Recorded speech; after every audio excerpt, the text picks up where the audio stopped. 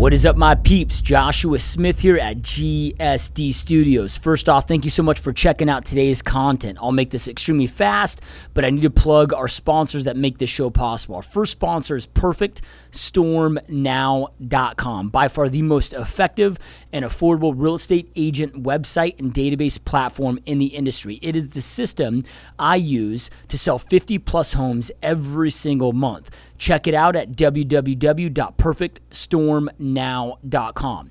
Our second sponsor is my personal 90-day mastery bootcamp, which is, again, my personal real estate agent mentorship program where we spend 90 days together, 12 live sessions. You get daily access to me inside the program. You guys, we go so extremely in-depth. There's nothing that's incomplete about this program. You're going to get all the tools that you need to go out there and crush it inside your real estate business. Make sure to go check us out, www.90daymastery.com. You can watch in-depth videos of exactly what's covered to see if the program is for you. See all the raving testimonials we have from all of the amazing agents and clients that went through the program. So make sure to check us out, www.90daymastery.com. All right, you guys, let's jump on into today's content.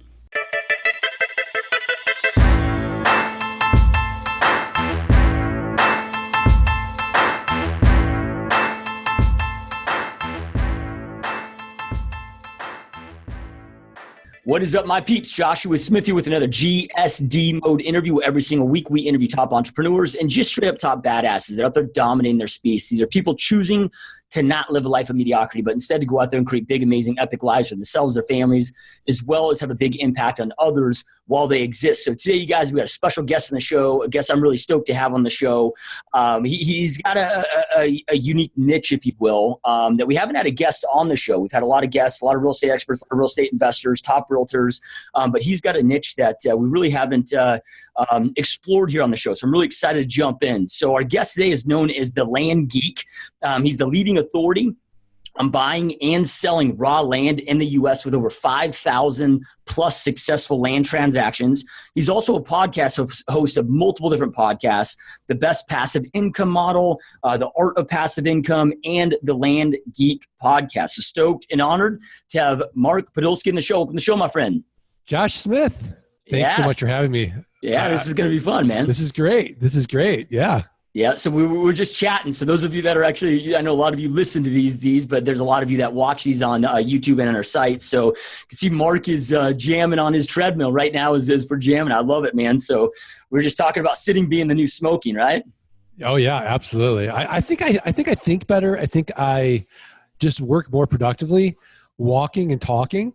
Yep. Than I do just sitting. And I think there's more energy. And people are like, well, how do you type? It's not like I'm going that fast. I'm like 1.1 miles per hour, like a 1% incline. I'm not sweating.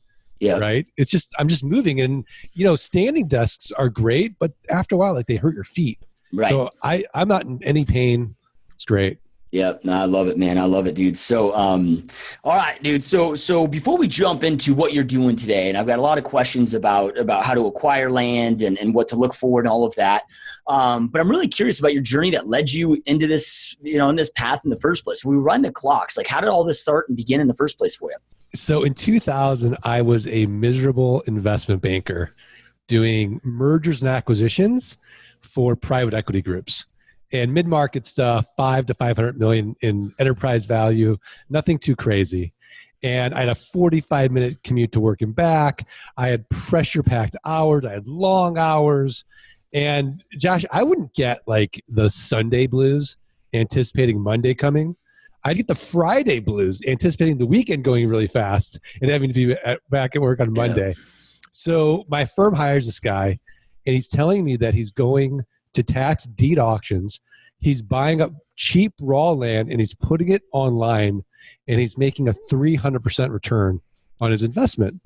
Well, number one, I don't believe him. But number two, I'm looking at companies all day long, and a great company has 15% or higher EBITDA margins, right? Free cash flow, great company. Your average company is at 10%.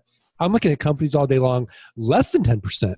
So of course, I'm skeptical. I don't believe in go to an auction. I got like $3,000 saved up for car repairs. And I do exactly what he says. I buy 10 half-acre lots in New Mexico, an average price of $300. I put them online the next week, and they sell for an average price of over $1,200. It worked. So I go to another auction in Arizona, and I take all that money, I reinvest it. There's no one in the room. Remember, it's 2000. I buy up all this land, pennies on the dollar. In the next 6 months, I made over $90,000 on just that one auction. So I go to my wife. I'm like, honey, I'm going to quit my job and I'm going to invest in land full time. And she says, absolutely not. And I'm like, okay, fine. So I do it part-time for 18 months until the land investing income exceeds my investment banking income. And I quit, and I've been doing it full-time ever since 2001. And I love it. Yeah. So that's what leads me to, the GSD podcast. Yeah, no, I love it, man. That's awesome, man. Because so many people talk about real estate investing, but their minds right away go to multifamily units or flipping single family attached homes. And, we don't hear much about people being deep in the land space other than like long-term buy and holds. Right. Right. So then, and I got a lot of follow-up questions, of course, to how you do it and if your strategy is still the same as it was then. But, out of curiosity, because I got into real estate. So I'm actually in Phoenix, Arizona, and still have an active real estate team. And man, I got in in 2005 when the market was just insane. And then we all know what happened after that. And I was actually selling, not personally buying and owning the land, but I was representing a lot of clients. And we were selling like 1 acre lots for 150 grand. And when the market crashed, I got in with M&I Bank is a real estate agent representative for their REO properties. And those same land parcels were selling for like $5 grand. Right. So I'm just curious, like, how did you get stuck in that up and down, that massive market crash or like, how did you survive or even maybe thrive during that time? Yeah. So it's funny because my niche is so rare, right? Because we're not buying info lots. We're buying, 40-acre parcels in the desert, maybe 30 miles from the nearest town. And we're buying it 23 cents the dollar. So 2008 was a really good year for me. 2009 was a good year for me, but 2010 wasn't. I got hit really hard. And so I've got this huge note portfolio because we're doing owner financing, and I'm going to walk you through the model. And you know what it was like from 2001 to 2010. I was drunk with money, right? I was overwhelmed with it. So what do? You buy the big house. You have to buy the big car. I got 3 kids. Got to have a full-time nanny. House is getting dirty, honey. My wife doesn't work, by the way. Had to have a full-time housekeeper. So, by the way, public school is not good enough for my 3 kids. Private school. So I have this massive personal overhead, and suddenly my income is cut 50%, right? So instead of, bringing in Mastros once a week, like we were doing, we started cooking at home. We started playing charades with the kids. We downsized the house. We got rid of the big cars. We fired the nannies. We fired the housekeeper, and the kids go to public school, right? So essentially, the ego at that time gets busted. And now I go back to core values of what really makes me happy. And none of that stuff really made me happy. It actually was the inverse. It really made me unhappy and stressed out. My wife and I were fighting about money. And so it was a wonderful, hard lesson to learn. And we came out of it really much stronger and more savvy than ever, because that's where you really learn how to be an entrepreneur, is in the tough times, right? When things are going swimmingly, and I had never invested in real estate. So, it never occurred to me, we're in a cycle here. Like, things are going to go down. Like I thought, Mark's the smartest guy in the room, right? But clearly not. So around that time, we started systematizing, putting processes in place, automating, and the company continues to be profitable and we're doing deals. So does that answer the question? Yeah. Yep. Yeah. Love it. So it sounds like you didn't get stuck necessarily on holding a bunch of land. It was just you playing the keeping up with the Joneses game, which is a dangerous game to play. But like you said, man, you were able to survive it and you came out the other side 1,000 times better. Yeah. The guys who were doing it with me at that time, they were leveraged, and then because of the leverage, they couldn't survive, right? That was the one thing that kind of kept me in business, was I was never over leveraged. And so, yeah, they had bigger houses and bigger cars because their returns were so much higher with the leverage. But then when the things turned around, their losses were a lot bigger than mine. And because of the way that I set up the business at like a car payment, I wasn't hit that hard from a profit and loss statement. I was hit more hard, just my take home pay. Yep. Love it. All right. So then I know everybody's very curious, as well as I am, to what your process is about acquiring this stuff, right? All right. Let's go through it. Okay. Yeah. So the first thing we're going to do is basically county research, right? So nobody wakes up, Josh, and thinks to themselves, boy, I'd really like some raw land in Minnesota, unless you live in Minnesota, right? So the first thing is we want to go where the biggest buyer pool is, and that's going to be Arizona, New Mexico, Texas, Florida, California, a little bit in the Northwest, Oregon, Washington, Colorado, right? So we want to go where people would wake up and think, God, that would be really cool to own 40 acres in Nevada, right? So that's number one. Second thing is we want to go after lowest hanging fruit. And so the way that we do this is I'm going to see who owes back taxes on this raw land and lives out of state. So I get the list from the tax delinquent list from the treasurer, right? And so I see, oh my gosh, Josh Smith lives in Phoenix, but he owns raw land in Texas and he owes $200 of back taxes. So I'll look at the comps, and all I'll do is divide by 4, right? And that gives me what the Warren Buffett 300% margin of safety. So I send you a quote unquote top dollar offer for your property in Texas, right? Now you've been getting tax notices. You live here. You have no emotional connection to this raw land in Texas. And you're like, screw it. I'm going to sell it to this guy, because some money is better than no money, because eventually it's going to go to tax deed or tax lien auction, right? So 3 to 5% of people will accept this quote unquote top dollar offer. We then go through our due diligence like you would on any normal real estate deal, right? Land's a little bit unique, but we have a big checklist. Are there liens or encumbrances? Are they breaking the title? Is there something compelling about the property? Is there ingress and egress? All these things. And we get GIS maps, and we get the plat map, and we get pictures, and that's preparing for our marketing. And then we close the deal, right? Now we own the property. So now we go out and we start selling that property. So Josh, do you know we have a best buyer?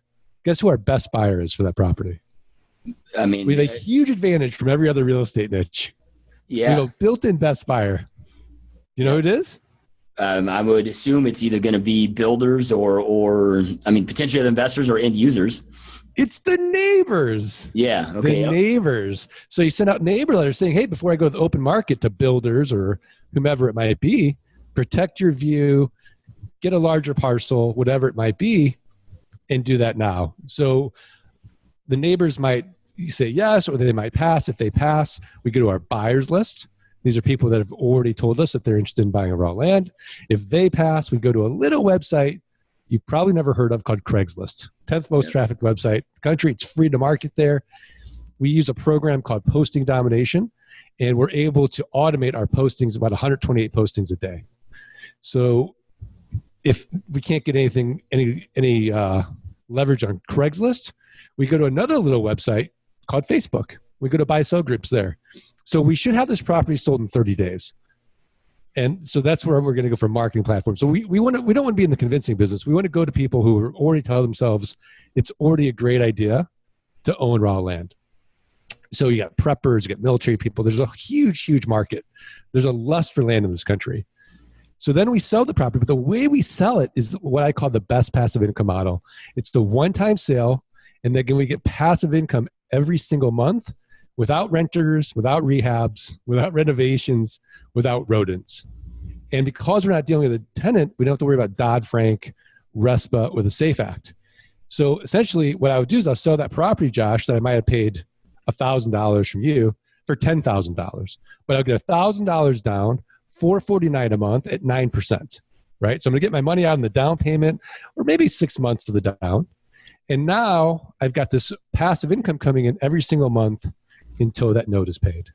And then we automate all of this with software. So 90% of this business is automated with software. And I even have on the back end an automated way of collecting the money every single month from our borrowers using a program called geekpay.io.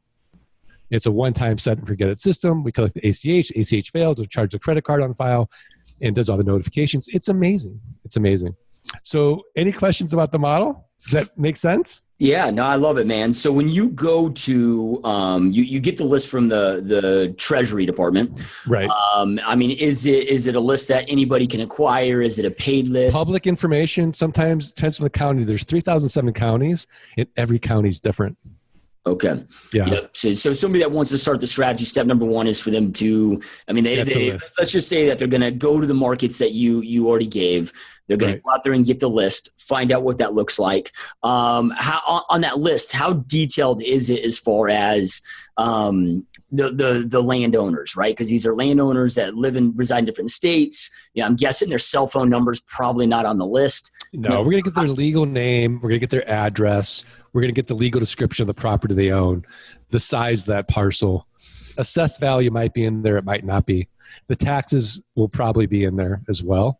But what we really want is the use code, right? Because we don't want to start sending out offers for people that own houses or multifamily, industrial, commercial. We want to get all that out. So there's definitely ways to scrub that list out and then just focus on sending out offers to the vacant landowners. Okay. So then when you talk about structuring your offer, because you said there may be an assessed value, but I don't know if those are technically, like I know when I get my county assessor's value, it's never an accurate value. Right. We want comparable sales. We want properties that have sold recently in the next, let's say 12 to 18 months. And then we can divide by 4 because that's an actual market value. Because just like you said, the assessed values can be all over the place. Okay, so you get your market value. You're dividing that by 4. So if if market value is $1,000, you're offering $250. Right. Okay, and then I'm assuming at this point you're just sending a letter to. I'm just sending an actual offer. I don't want to be in the appraisal business, so it's not like housing. We say, hey, we're interested in buying your house. Well, I'm interested in selling my house, and now we're negotiating. I will buy your property for $250, and you're going to take it or leave it. That's it. So I'm not spending all day on the phone playing the appraisal game and, negotiating. Like, no, take it, leave it. Yeah. So then, I know you started off at some low cost properties, right? I mean, you bought 10 pieces of dirt for 3 Gs. Has that expanded? Are you now, or is it still the same low cost? Or you? Yeah. I mean, it's all over the place. I mean, we've done $1 million deals. We've done deals for hundreds of dollars, right? So it can be all over the place. The key is buying it 20, 30 cents on the dollar. So if I go to Manhattan and I just focus on Manhattan infill lots, the odds of me getting that kind of deal go to 0 because they're going to be sophisticated real estate owners. They're going to go to a realtor and the realtor is going to say, well, this is the market. Right? They're not going to be distressed. I want someone who's distressed with their raw land. And typically these are going to be people that owe back taxes and live out of state. Yep. Love it. So then, with your due diligence, I mean, it doesn't sound like you're doing any type of like Alta surveys or, have you ever got stuck with not doing that? Or is there anything else that you do in your due diligence that you would say, hey, make sure that you're doing this because otherwise, you can get yourself in a bad position? I mean, not really. I've been doing this full time since 2001, and I've never really come across a deal that got me into trouble into due diligence because typically if it's a bigger deal, we're just going to go through title. We're going to get the preliminary title report. We'll go to EPA.gov if it's a East Coast property, make sure it's not on a Superfund site. So, it's not like we're doing, raw land is pretty simple in the fact that as long as there's not an environmental issue, you can find the damn stuff, right? Yep. I mean, yeah, you can go crazy with, soil reports and perks and, water depth. That's if you're going vertical. We're not going vertical. We're simply buying the property and we're reselling it at, 80% to market. Yep. No, I love it. Yeah. Yep. And then the seller financing is brilliant because, it sounds like the down payment covers at least your investment that you have into it. everything else is kind of icing on the cake. And if they default, boom, you take it back and you get to restart the process. And you, at that point, you're just kind of praying that they default, right? Yeah. I mean, and then they default. Now I got a longer note and my return's even higher. So absolutely. I mean, once your passive income exceeds your fixed expenses, you're working because you want to, not because you have to.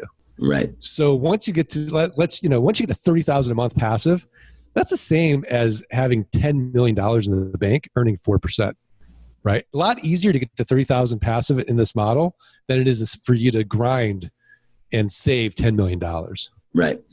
Yeah. For most people, maybe not you, Josh, but for a lot of people. Right. Yeah. No, I love it, man. I love it. So then, is there any situation or any scenario for you personally where you don't flip it, where you decide, hey, I'm going to hold this? I mean, do you have a Yeah, I've got a family trust, and if it's in the path of growth, absolutely, we won't ever sell that property. And the kids even have instructions: don't sell this property until a developer comes, and it's in the millions. Right? It needs to be a 7-figure offer for you to sell it. Yeah. Yep. Love it. So then what would you say for somebody that wants to do this? I mean, you went through your model, but what would you say just from your learning experiences or maybe seeing mistakes that either you've made or other people in the space that you made? I mean, is there any top 3 mistakes, red flags that you'd say, hey, these are the things if you're going to jump in this. We talked about what to do, but a lot of people may know what to do, but they don't always know what not to do. Right. It's so funny because I actually have a site called 3 Fatal Land Buying Mistakes. Okay. Yeah. I love it. So I actually have a report, and it's not 3, it's like the top 10 fatal land buying mistakes. So yeah, we provide all that information. And, the first step is to get educated. And I don't want to sound self-serving. I'm not the only guy out there. So there's lots of information out there that you can get resources, but you certainly want to get a Sherpa, right? You want to go up that mountain with somebody who's going to get you up there safely and efficiently, and you're not going to die on the mountain, right? And the best way to do that is to find someone who's already been up that mountain a million times and just follow exactly what they've done. You don't need to be a pioneer, right? Right. Yep. Yeah. And I unfortunately for me, there wasn't anyone else like me when I first started. So I made the $1 million mistakes for you. Yep. So you might as well take advantage of it. So I love it, man. So then with that being said, it sounds like the software that you use, it sounds like it's just by the name of it. I'm assuming it's software that you created. It is. Now, is this software then that you then offer to other land investors that want to get into the same arena, or is this exclusive to you? And then when you talk about that pioneer, do you offer any type of, mentorship programs that you? Yeah, we have all that stuff, and we educate people. And, it's funny because when I started telling my wife, I'm going to teach people how to do this, I'm going to help them do this. She's like, you're going to create your own competition. Yeah. I'm like, okay, look, let's do the math. There are billions of acres of land available for sale. Private equity groups don't want this raw land. Hedge funds don't want this raw land. You're talking about all these little cottage industries, right? You, me, a million people could be in this niche. We're all going to run out of money before we run out of deal flow. So it's not sexy. You don't see it, you're not going to go to HGTV and watch me on the computer flipping raw land, right? It's not visual medium. So there's no one doing it. We have a massive market. And, and since I've been teaching, my land investing business has only gone up. So it's like all ships rise, go up with the tide. It's like, oh my gosh, it's like proof of concept for everybody that this works. And so we have an overwhelming amount of proof that if you just take these steps, this will move the needle in your life. Maybe you want to have your mortgage paid on a passive basis. Maybe you want to retire your spouse. Maybe you want to replace your income. It doesn't matter what your metric is for success, but it's a very simple model. With like anything else, it's not easy, and it can be life-changing. And for me personally, look, Frontier Properties, my land investing business, has been phenomenal for 5 people, right?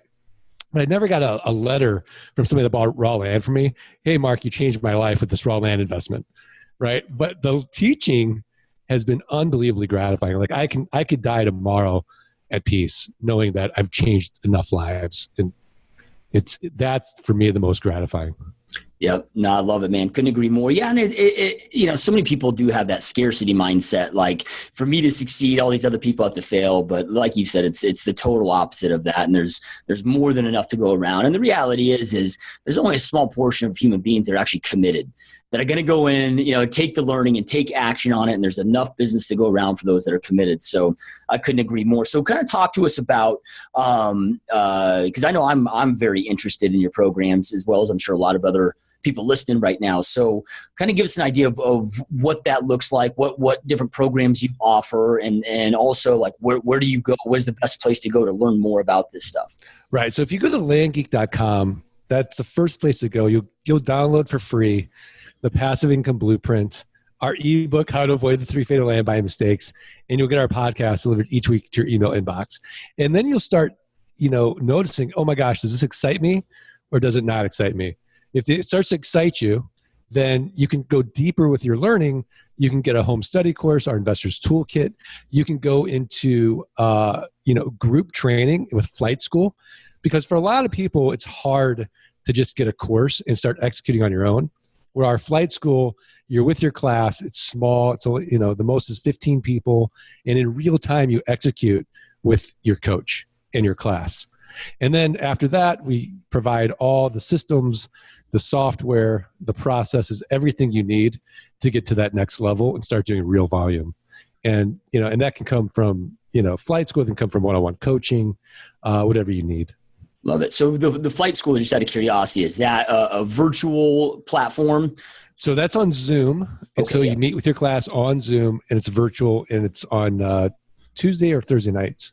Yeah, that's epic, man. I love it. Yeah, and I love the group format. One-on-one's epic, right? But the group format is such an effective, affordable way to roll. And I personally, man, I almost find more out of group formats, live group formats, than I do one-on-one, because other people are asking questions or have experiences that I may not be having that you're able to learn from. And I love that group format, man. So that's yeah. And what's interesting about the group format, which I love personally, is that the room becomes smarter than just anybody like who's teaching you, right? So when we do like our mastermind calls, like I'm learning stuff, Yep.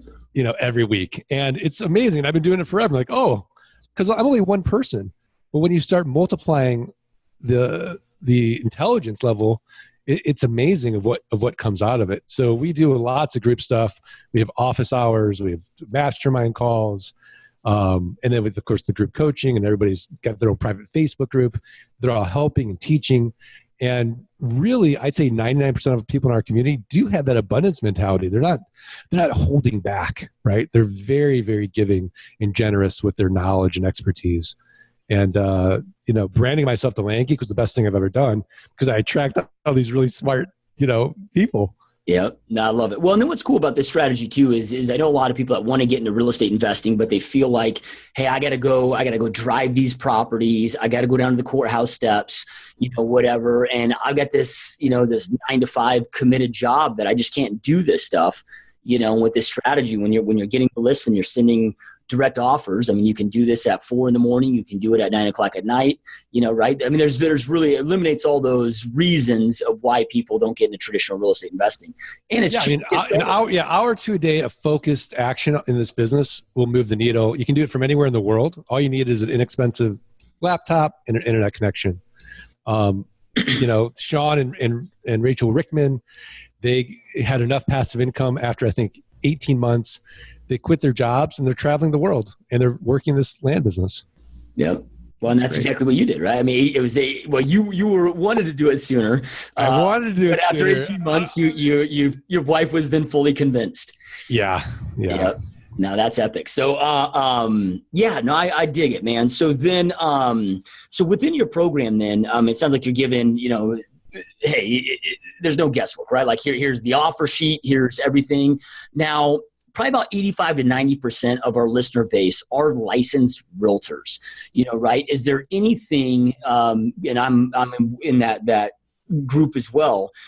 Is there anything that you need to watch out for? Because once you have a license, there could be some different stipulations as far as doing investing and doing different things? I mean, with disclosures, I mean, do you have that model also mapped out? So those that might have concerns. I've got realtors, and they just stay away from the areas where they have their real estate license, because you want to do this, for sale by owner. Yeah. Right. In fact, when I first started, I went to a real estate attorney. I said, should I get my realtor's license? He said, absolutely not. Then you become a fiduciary. You're an expert. Your liability goes up. So we do have a lot of realtors in our program, and they basically, where they have their license, they kind of avoid that state or that area, and they go to other areas. And again, there's so much out there. So if you're in Arizona, focus on Colorado, New Mexico. Yeah. There's enough there. California, where you don't have a realtor license and you can sell for sale by owner. Yep. Love it, man. Love it, dude. So I know you got 11 o'clock call. So we got a few extra minutes though here. I'm just still curious, man, about the walking on the treadmill thing. Was there I know we were talking about sitting being the new smoking and things of that nature, which I couldn't agree more with that. Was there something that at what point did this hit with you? I know you've been doing this for years now, where you came to this awareness of, dude, I just got to get up and get moving. Did something happen, or was it just, you just decided one day just to start getting your ass moving more? Yeah, it's funny because I'm like one of those oddball guys, right? So after this podcast, if you're like, Mark, have you heard of this? Have you tried this? I won't just listen to what you say. I'll go and do it, right? Immediately. And I'll test it. And does it work for me or not? So, I think I started off with the orb. Remember when all the Google plays were sitting on those bouncy balls? I tried that. It hurt my back. And then someone was I was at dinner with somebody, and they're like, I got a Trek desk and a treadmill. I'm like, I never heard of that. They're like, oh my gosh, it's amazing. I feel great. And this guy looked 10 years younger than he was. So I'm like, how do you get a Trek desk? So I did an automation on Craigslist using ifttt.com. And so whenever the keyword Trek desk came up, I got an automatic alert to my phone. So I was the first one to contact this doctor who had a Trek desk that was brand new that he got as swag. So I contacted him. I got it 50% off because look, I'm a deal guy. And then got the treadmill, started doing it, and I immediately lost 20 pounds. And I was thin to begin with. So my wife's like, you look terrible. You look like you're about to die. So then it was like, okay, let's start to eat some pasta. Yeah. And it was great. So, but yeah, that's what happened. And so it worked for me, and I've been doing it ever since. And sometimes I'll stand and my feet will hurt. And then I'll do the opposite. I'll get tired and then I'll sit down for a little bit and rest. And then I'm back up on the treadmill. Yeah. Yeah. I've been doing this for 4 years. Yeah, that's awesome, man. Do you how much do you walk a day on that? Either hours or mileage. What do you? I had a Fitbit, and it was kind of crazy. I was at 15,000 steps by noon, and I got so kind of obsessive about it. I had to get rid of the Fitbit. So now I don't track it, so that I can just enjoy. Yeah. Not be so concerned, but I can tell you, I'm probably around 15,000 steps by noon. Yeah, that's awesome. Day. Yeah. Yeah. Yeah. No, we've got all standing desks. I'm sitting right now, but I usually rotate. On the podcast, I'll sit, and I just got done doing legs right before this podcast. So I just did an hour of freaking squats, and most of my legs are a little roasted, so I need to sit right now. But yeah, I just rotate up and down, usually every hour on with it. And I haven't tried the treadmill desk though, but I definitely need to, man. Cause if you think about the average person, I was telling you about Katie Bowman with her book, Move Your DNA. But she lays it out in the book. She's like, if you think about your average person, they sleep all night long, right? They wake up, they walk, down to the kitchen or whatever. They sit down, eat breakfast. They go get in the shower. They sit down for a 30-minute commute. They walk into their, office. They sit there for 8 or 9 hours. They walk to their car, another 30-minute commute. They go home, sit down, eat dinner. The average American watches 4.7 hours of TV a day. So if you think of this over the scale of a day, the average person's probably only moving for about 15 or 20 minutes, if that, right? Out of a whole period. It's pretty gnarly, man. No, yeah. So that's crazy. Yeah. I think everyone should be doing this. Yeah. If you can't, just get out and take a walk at lunch or your break or whatever it is. And luckily for realtors, they can make their own hours, and they've got so much flexibility. That's the best part of being a realtor. So there's no excuse really not to kind of get out and do it. Yep. Love it, man. So last question for you. Sure. So you've been doing this for a lot of years now. What, about 16 years now, it sounds like?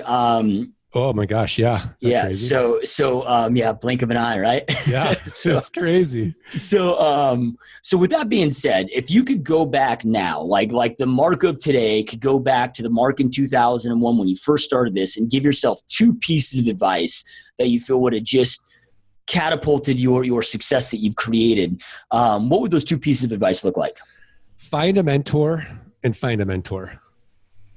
Yeah. Those would have been my 2 pieces of advice, because I would have saved so much time, so much money, so many headaches trying to figure this stuff out myself if I had just gone to somebody who'd already done it, or maybe not in my niche, but it may be somebody in real estate or in business.